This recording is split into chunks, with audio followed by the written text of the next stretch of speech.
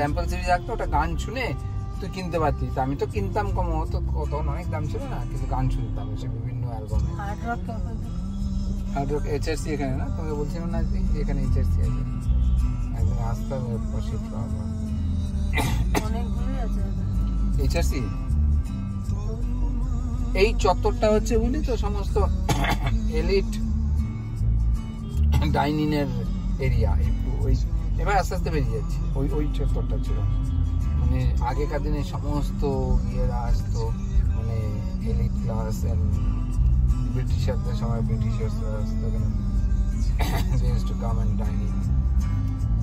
এই যে ডান দিকে এটা সোজা চলে গেছে ক্যামক স্ট্রিট, ওই দিকে যেটা আসবে এক্সপ্রেস হয়নি, যেটা দিয়ে আমরা ঢুকেছিলাম, ক্রস করেছিলাম।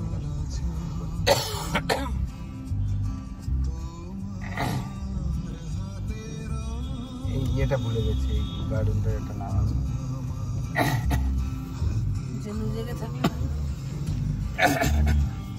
25 কিন্তু এখানে গাড়ি চালাতে দেয় না এখানটা।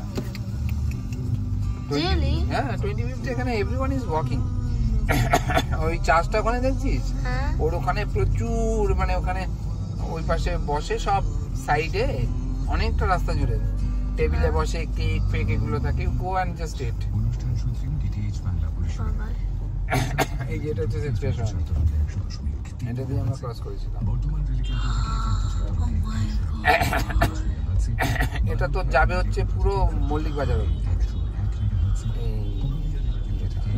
রাস্তা। ভিডিও করছিস?